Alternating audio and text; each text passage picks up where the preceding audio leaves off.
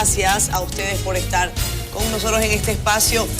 Lo bueno de estos temas es que uno revisa cifras y anda tratando de actualizarse, siempre es positivo. Y le comentaba a Elpidio Báez, que está aquí justo al lado de mí, que la Organización Mundial de la Salud casualmente ayer sacó un informe o emitió un informe en el que dice que América Latina debe invertir en salud en este periodo de vacas flacas, aunque República Dominicana ha estado expresando, según las cifras macroeconómicas, un crecimiento. También hay que decir que lo que ha ocurrido en América Latina es que hay un retroceso, y eso se va a ver de una manera u otra evidenciado en el país en los próximos años. ¿Qué piensan ustedes al respecto? ¿Qué ha hecho o qué ha logrado hacer el actual gobierno en pro de la salud? Desde mi punto de vista, le ha tocado manejar varias crisis de enfermedades que ha venido poniendo de manifiesto y al desnudo la gran dificultad en el sector salud. Cuando tuvimos el tema de la chikungunya, todo el mundo sabe lo que pasó aquí en el país, el tema del dengue, que también está por ahí, ahora el tema del Zika.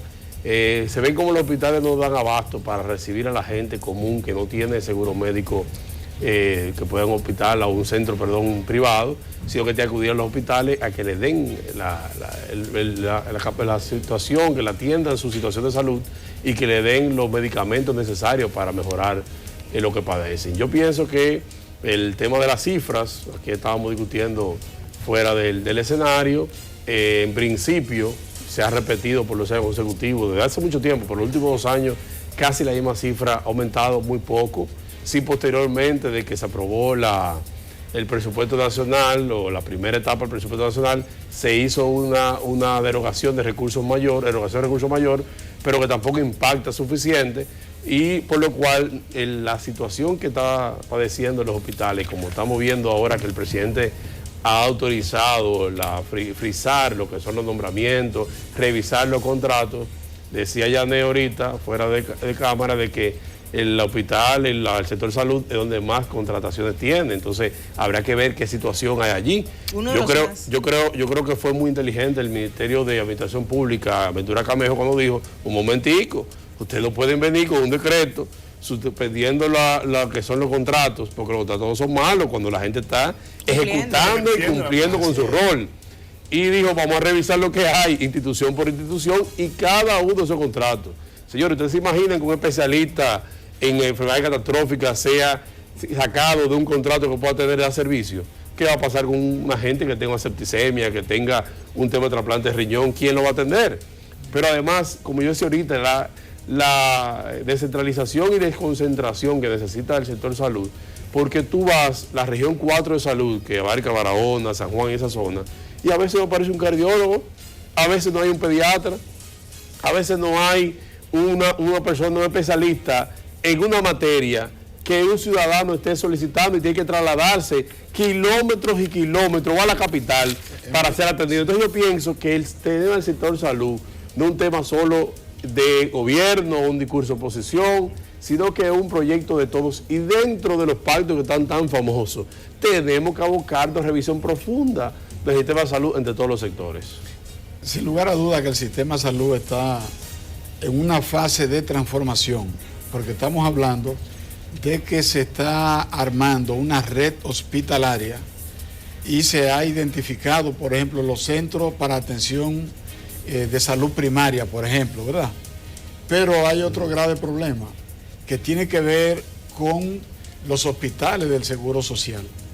Ese es un tema que se está debatiendo, que se está discutiendo, porque esos hospitales están languideciendo, y obedece a una transformación de todo el sistema de salud que incluye la desaparición o la incorporación de los hospitales del seguro a lo que es la red pública de salud. Pero lo más importante de todo esto es que el gobierno está haciendo las inversiones, pero las inversiones no son suficientes. Sin embargo, el gobierno está invirtiendo en la construcción de hospitales regionales para descargar toda la demanda que se le hacen a los centros hospitalarios del Gran Santo Domingo. Por ejemplo, de todo el país vienen al Darío Contreras, vienen a la Angelita, vienen pacientes al Ney Arias Lora, vienen pacientes al Marcelino, vienen pacientes al Moscoso Puello, vienen pacientes al Morgan, pero resulta que el gobierno ha estado entregando hospitales regionales, porque ese es el mandato. Tú tienes que construir hospitales como el Hospital Juan Bosch en La Vega para dar servicio traumatológico para toda la región norte.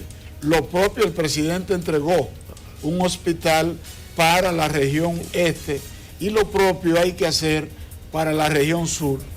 ¿La estrategia cuál es? Yo te oiga. No, es que ya lo han entregado. Sí, pero el biotraumatológico está funcionando, el de La Vega está funcionando muy bien. Tiene a veces déficit, ha pasado muchos casos, hay que referir el paciente a la capital. Modelo, justamente esa es la visión. Porque, ¿qué resulta? Que ya queda poca gente en el campo. La gente se ha trasladado a la ciudad. Y resulta que en la medida en que crece la población, estamos hablando de que en el Gran Santo Domingo hay una población de 3.4 millones de habitantes. En el Gran Santo Domingo y en las provincias y en las comunidades aledañas al Gran Santo Domingo. Todas estas personas demandan servicios de salud en los centros hospitalarios del Gran Santo Domingo. Por vía de consecuencia, hay una sobrecarga y la habrá por mucho tiempo debido a que ya prácticamente en América Latina la población rural ha emigrado a los grandes centros, a las grandes ciudades. Entonces, se incrementa de manera exponencial la demanda de servicio. Esto no quiere decir que no se invierta lo necesario. Se tiene que invertir lo necesario porque tanto la salud como la educación son obligaciones esenciales que un Estado debe de servir con eficacia. Mira, yo estaba buscando en internet, porque nunca lo olvido, el discurso pasado del presidente Danilo Medina en la rendición de cuentas en el Congreso. Y nunca lo olvido porque a mí hay cosas como que... Hay unas que las olvido rápido, Alexis, pero hay otras como que me llaman. Y fueron todos los avances que él dijo que tenía en el sector salud. Porque en ese sentido, como simple ciudadana, yo creo que hace falta más. Si se avanza, claro que todos los días se avanza y ojalá sea avance y no retroceso. Pero en el sector salud, por ejemplo, nosotros que venimos con un tema de la seguridad social, que fue una petición, un deseo de Peña Gómez siempre, y que precisamente en un gobierno de nosotros se hizo la ley, pero que los gobiernos del PLD la han aplicado. Entonces, se ha avanzado. Vamos a ver en qué hemos avanzado nosotros en el sector salud en estos últimos años. Bueno, miren, hemos avanzado en la mayor cobertura, es verdad. Estamos hablando que un 65% de los dominicanos y dominicanas tienen ya seguro. O sea, SENASA ha hecho una labor que debió ser más grande, perfecto, mayor cobertura, pero hemos avanzado. SENASA ha avanzado en la cobertura. Estamos hablando que, por ejemplo, la cuota de recuperación en los hospitales, Danilo la quitó, hizo una inversión. En eso yo recuerdo, y yo no decía, ¿qué era la cuota? Y yo me puse esa vez a investigar qué era la cuota. Precisamente de recuperación, y hubo que invertir desde el gobierno 300 y pico de millones de pesos para poder eliminarle eso y que a los pobres pues se les sea más ágil precisamente el tema de el acceso a la salud desde los hospitales. Las infraestructuras, se están recuperando las infraestructuras, sí, pero aunque hayan escándalos como por ejemplo el Darío Contreras, 700 millones de pesos por encima de lo que había presupuestado. Pero frente a esos escándalos que son ya del tema del manejo de los ingenieros, el tema de la atención primaria, la ley que nosotros aprobamos, el Congreso aprobó en el 2002, fue Alexis por ahí, bueno, fue con Hipólito, no recuerdo el año, dividió en tres, o sea, la atención primaria, la 4201. La atención en el 2001, la 2000 o 2001. 2000. La atención primaria. La atención primaria, estamos hablando de los pequeños hospitales que son los que llegan a la gente. Sí, se han ampliado. Hay más hospitales pequeñitos, de esos que llegan en los municipios y que llegan a todo el mundo. La secundaria ya es el hospital que a veces hay uno en la regional, no el especializado, porque el tercer nivel son los hospitales especializados. Okay. Entonces, ¿Tenemos suficientes hospitales especializados en todo el país? No, todavía hacen falta. O sea, todavía hay provincias que para un problema de traumatología tiene que trasladarse a la capital de la República, a la capital, no, a la provincia de Santo Domingo, al municipio de Santo Domingo Este, porque es el principal hospital de traumatología que tenemos. Entonces, hace falta. Y todo eso no lo va a hacer un presidente ni un gobierno con deseos, lo va a hacer con dinero. O sea, se necesita dinero. Y si usted dice, Yané, pero Alexis, ese 1.4%, 1.8%, 2%, son muchos millones de pesos. Son muchos millones de pesos si lo cogemos para yo tenerlo en mi casa. Pero cuando usted tiene que hablar del sistema de salud, de todos los hospitales, de todo el personal, o sea, estamos hablando de pago de personal, mantenimiento de las plantas físicas, o sea, de los hospitales. Estamos hablando de todo el material de uso, de cama, pailas para las cocinas de los hospitales, o sea, son muchas inversiones. Estamos hablando de los productos que son perecederos, estamos hablando de los que se consumen también, que no solamente jeringuilla, también la alimentación de los enfermos, la sábana, lavar la sábana, o sea, esterilizar los instrumentos de cirugía, o sea, es una inversión grande. Perdóname, tú me tocaste. Se dañaron las lavadoras industriales en el hospital Juan Pablo Pina de San Cristóbal. Entonces, y se está lavando, pero ¿cómo se lava? Con lavadoras caseras. Entonces, y ya imagínate, y a mano. Y la cantidad de sin guantilla, los empleados llenos de sangre. Ahora empezaron a renovar un poco porque ahora abrieron el espacio para el 911. Pero óyeme, una cosa catastrófica. Entonces, mira, escúchame, con lo que yo decía del presidente de Medina, del discurso que tuvo ahora de rendición de cuentas, es con el tema de la modernización. Un paraíso. O sea, de la modernización. Estamos modernizando la salud. Presidente, vamos a modernizar la salud con más dinero. O sea, la ministra actual o el que esté ha hecho lo que puede. Se necesitan más recursos económicos. Y para eso se necesita voluntad política. O sea, ¿qué significa voluntad política? En oposición, la voluntad política son discursos. En el gobierno, la voluntad política es dinero. Cuando usted tiene voluntad política, usted da dinero para que se hagan acciones para eso. Señor, obra pública, yo camino el país entero y obra pública hasta donde quiera haciendo obras. O sea, y obras y obras y obras. O sea, ahí hay voluntad política. Ahí hay voluntad política. Entonces, se necesita, y yo concluyo con esto, Alexis, porque creo que ahí se necesita, señor presidente de la República, que usted siga apoyando el sector salud. Ahora, definiendo en el presupuesto que viene este año, pues una partida más amplia de recursos económicos para el sector salud, para que quien lo dirija, no importa nombre y apellido, ni partido político, sino que quien lo dirija deje de administrar en pobreza uno de los principales sectores de la vida de un ser humano, que es la salud. Miren, cuando llegó la ministra actual, y esto es sin personalizar el debate, lo primero que hizo fue hacer una revisión de las enfermedades catastróficas y unos medicamentos que se utilizaban. Falleció una joven de vivienda que hoy, si su madre no está sintonizando de aquí, podrá darse cuenta que no me he olvidado de ella a pesar de que hace ya más de un año. Y falleció porque ella recibió un medicamento de lupus. Y ella agarró, la ministra, y paró los medicamentos porque había una maniobra allá y quiso de que... Medicamentos de alto costo. De alto costo. Sí. Y déjenme decirle eso, por eso falleció una muchacha que le faltaba solamente una materia para graduarse de una carrera. Y perdimos una persona. Y esto es lo que se está viviendo. El drama humano es cuando tú vas, por ejemplo, ese 2.08 que se invierte acá en salud, que solamente se da 1.4, pero que de ahí se le da hasta la Plaza de la Salud. Y nosotros vamos a la Plaza de la Salud, donde tengo un gran amigo, pero vamos a la Plaza de la Salud y vemos cuentas catastróficas para una persona. Las personas no solamente se mueren de la enfermedad. Ahora hay una figura que se llama corazón con la deuda. presos hospitalarios, déjenme decirle. El compañero Tobías Crespo y yo coincidimos en ayudar a un joven que su padre tenía una cuenta de 234,000 pesos. Eso fue la otra semana, Tobías envió una carta, yo envié una carta y fui yo mismo allá. Lo tenían preso prácticamente en el hospital porque había que pagar una cuenta de 234 y yo tenía que hacer un acuerdo de pago por el 30%. Y esa gente no tenía ni siquiera 20,000 pesos. Son de Cristo Rey, presidente. ¿Y usted sabe qué pasó? Para que veamos la verdadera situación del sistema de salud. Que el paciente a los 2 días no pagó la cuenta porque falleció. Y esta es la situación que estamos viviendo. Hay una enfermedad que se llama Guillain-Barré, que se está, el síndrome, que se está dando y que se está dando mucho, y los medicamentos son también de alto costo. Un caso, y en el Padre Villini tenemos una joven, Yarna, que ha salvado la vida casi milagrosamente, pero hemos visto morir en ese hospital en lo que ella ha estado allá, más de 3 o 4 personas por el mismo síndrome. Y la situación que cuando tú vas a un hospital de eso, lo calamitoso que tú ves a la gente buscando un servicio de salud, esto no puede ocurrir. Nosotros no podemos estar invirtiendo 1.4 realmente en la gente. Y el Padre Virgilio está remodelado y está más limpio. Sí, porque esto, igual que el Darío Contreras, que lo remodelaron también y le pusieron, oigan esto, lo primero es que a los 2 meses de estar inaugurado, ya estaban en poncheras lavando los equipos.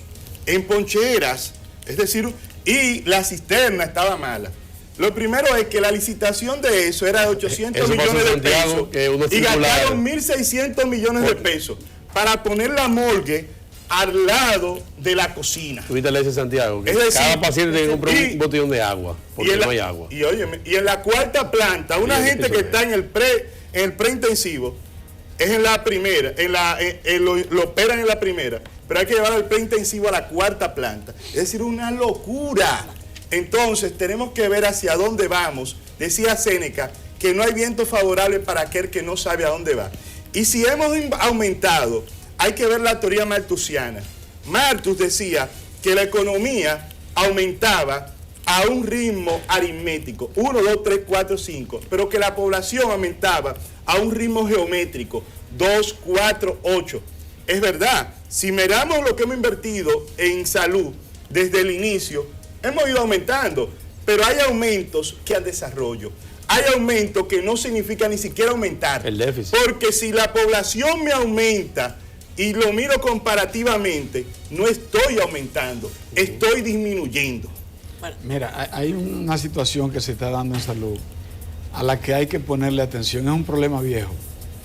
¿Cómo es posible que no haya los especialistas suficientes en las provincias para atender a los pacientes? Justamente esa carencia de especialistas para atender pacientes en los pueblos más lejanos del país es lo que hace que se desplacen y vengan al Gran Santo Domingo a buscar esos servicios de salud. A mí me parece que esa es una de las tareas pendientes que tiene el sistema de salud. En el Congreso hicimos una discusión con el tema de los pasantes, con el tema de la pasantía. Porque resulta que los pasantes vienen a resolver parte de ese problema. Porque los pasantes los mandan a los lugares donde se requiere ese tipo de servicio.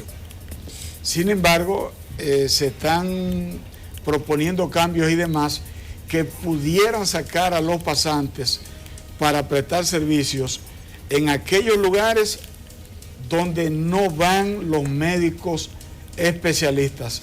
Ese es un tema al que hay que ponerle mucha atención, porque si queremos descongestionar pero con los centros hospitalarios, con cuidado de la formación, que es importante. Mira, porque estamos hablando de especialistas del tercer nivel, como decía Yané, no podemos mandar cualquier persona, porque hay un tema del pago también y la calidad de vida de ese ciudadano. Y que si tú me tienes a mí en Neiva, que yo lo que sé es de cualquier especialidad, vamos a decir, catastrófica, ¿verdad?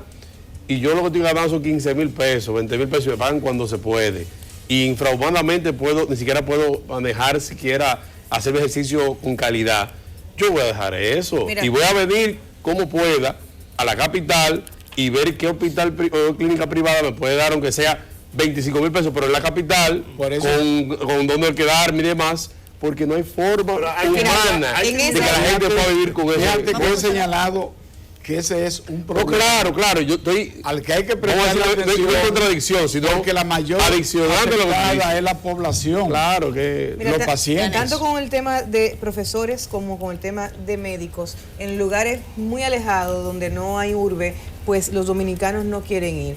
O sea, un médico recién graduado y especializado en ginecología no quiere irse para un campo de Sierra Prieta, que queda donde queda, ni sabe dónde queda Sierra Prieta. Entonces, ¿qué se necesita? Nosotros hemos conversado y en varias ocasiones, yo trabajé mucho en Profamilia, con el Congreso, con diferentes congresistas en diferentes estados, del Congreso sobre el tema de viabilizar incentivos a los médicos especializados, como hay en otros países. Por ejemplo, un médico cirujano se le manda por 5 años a un municipio o a un distrito de Mao, y el gobierno se compromete en facilitarle acceso a una buena vivienda y ponerle un buen préstamo, de vida, ¿verdad? Un buen préstamo y un buen préstamo para su carro, para que si no tiene carro lo monta, le da casa, y en 5 años de servicio, cuando sale de ahí, sale con su casa paga y viene a su casa a vivir a la capital, a Santiago, donde vivía. Es buscar incentivos, y eso es lo que hay que hacer. Pero también la ley hay que arreglar una parte. Aquí se legisló para que todos los que fueran educadores pudiesen tener otra profesión. Sin embargo, los médicos no pueden. El año pasado, en las elecciones pasadas del 2010, yo tuve muchos casos que médicos, por ejemplo, Lenín, que es actualmente el síndico en Licey al Medio, en Santiago, fue electo alcalde. Entonces, le exigía a Contraloría, usted o deja la alcaldía o deja la dirección del hospital que usted tiene. Y en esos lugares donde el alcalde es el médico y no hay otra gente para realizarlo, o sea, igual que a los maestros que se le da la facilidad por el tema de su profesión, pues también a los médicos. Hay que motivar e incentivar el tema de cómo acondicionar y mejorar la vida de los médicos. Pero también, ojo con esto, también hay que ver cómo están operando los médicos en este sistema. O sea, aquí hay también cosas que revisar en cuanto a cómo el gremio de los médicos está trabajando. O sea, que hay muchas y sin embargo estamos incomunados con el ministerio actual. O sea, hace tiempo no se veía una relación tan armoniosa. Es que la ministra de ahora no ha fallado por el trabajo, porque se está buscando la forma, aparte de buscarle el aumento a los médicos que se ha venido luchando con aumento de su sueldo, también, de acuerdo, sí. También ellos están trabajando en el colegio médico, y tengo que reconocer ahí a Waldo esa apartarle por tantas críticas que ha tenido, en que ha estado haciendo propuestas de mejoramiento del sistema de salud. Se sentó en la mesa de diálogo. Y eso es importante, es un paso de avance en estos momentos. Pero hay que revisar un tema de las tarjetas. Hay años donde no se han emitido tarjetas, y los médicos que tienen la oportunidad de trabajar en un hospital o en un hospital son dichosos. Es decir, estamos necesitando que, lo que decía Yané, más recursos, sí, pagarle mejor a los médicos. Claro. Y otro tema que no lo hemos tocado mucho, pero es lo que ha dado en Cuba gran importancia: el médico de cabecera, el médico de cercanía, de familia. El médico familiar. La atención primaria, eso es lo que buscamos. Que invertir primero en la prevención. Zonificar. La atención primaria. Porque la atención primaria lo que busca es... En Cuba es por cuadra. Yo tuve una vez de vacaciones en casa de una amiga en Cuba y me tocó la puerta, y cuando yo vi el médico, no aquí necesita médico, no, es la consulta normal, o sea, es por cuadra. Aquí con la atención primaria, con ese pequeño centro de salud cercano al distrito, al municipio, al distrito, al campo, lo que se busca es precisamente acercar la salud, pero no basta con la edificación. Pero además la costumbre que tú vas a un médico, me duele la cabeza, voy a una persona experta que o voy directamente al especialista, de a un médico general que te estudie, que vea que tú tienes y después te refiera al médico especialista. Hay mucha gente que le duele la cabeza y va a una emergencia. También, pero para el tema de la atención primaria, eso es lo que busca, que haya, un médico completo. Pero hay un tema que hemos tocado: la salud preventiva. O sea, nosotros no estamos haciendo lo suficiente en promoción, en motivación, en orientación a la población, para que con tiempo, es como los vehículos, hay que chequearse a la gente. Sin embargo, todos los años. La concientización, hay tanta demanda en la consulta porque hay mayor concientización. Pero tú sabes por qué. Claro. Ahora el uso de las redes y la comunicación te hace a ti conectarte con muchos ejemplos de gente que ha mejorado su calidad de vida por mejor alimentación, por ejemplo. Pero no hay un programa en eso, en formación. Aquí se entiende, hay una creencia fallida de que mejor, mientras más tú comas grasa, carbohidratos y demás, mejor tú estás en salud. No, mira, y tal vez no es así. Es un tema de equilibrio de alimentación. En eso te voy a contradecir, porque yo soy una víctima nueva, reciente de la diabetes. Y yo no conocía, aunque en mi casa todo el mundo es diabético, yo soy comelona de dulce ya el diputado Madul se me hace pecar siempre. Ya. No te Yo, lleves él. una amiga me dijo, Yané, vamos al hospital de la diabetes para que tú veas lo que se está haciendo de allá. Y yo fui, yo no estoy ya ahí a la clínica privada. Pero tú lo dijiste, tú no lo sabías hasta que alguien te llevó. Bueno, pero... O sea, no hay un programa permanente que si yo me padezco de eso, escúchame, yo sepa que está. Escúchame que te voy a decir. Y nosotros somos la excepción. Yo no lo sabía, pero cuando yo fui, cuando yo fui me enteré ahí que tienen promotores de salud que están caminando los sectores, porque yo inmediatamente como political fin y palanchina comencé a hablar, que caminan los barrios, no me llega a mi edificio. El servicio que dan es bueno. Están dando conocimiento, se necesita fortalecerlo, pero ha aumentado la concientización aquí en el país. Pero el tema del médico familiar hay que seguir trabajando. De cabecera.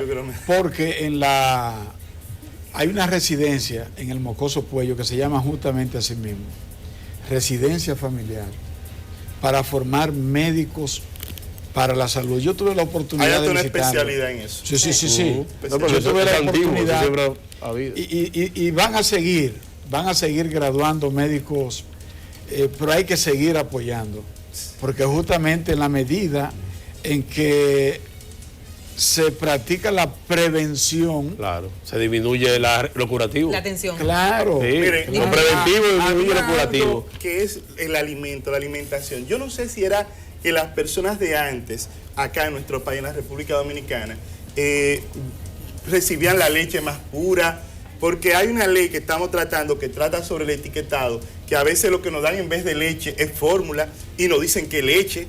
Entonces son muchas cosas Alexis, que están haciendo que enfermedades... ¿Cuál es el alimento más caro que tú compras ahora? No, ¿Qué tipo de alimento es el más costoso que se compra ahora? Hay una moda de una alimentación, de una línea, que era la que comía tu papá, mi abuela, mi papá. Lo light, orgánico. ¿Qué es orgánico? Orgánico es como se cultivaba antes, sin pesticidas, sin nada. Bueno, entonces es orgánico. Es lo que todo el mundo compra caro ahora. Es lo que en mi casa se consumía. Hay supermercados orgánicos. Por eso, coger el limón de la mata. Le decía Benny es orgánico. Que la alimentación ha variado y que esto hace que ahora más personas sufran de azúcar, sufran de hipertensión, sufran también de enfermedades catastróficas, de cáncer, que no veíamos antes. Sí. ¿Y qué pasa? Cuando llegó una enfermedad de esta a una casa, la persona queda pobre, pierde todo y no salva a su familia. Y el gobierno no le da la cara ni tampoco ayuda como debe ayudar a esas personas. Estas cosas deben cambiar y son cosas que no deben pasar. Es que con la comida moderna la gente está alimentándose con veneno.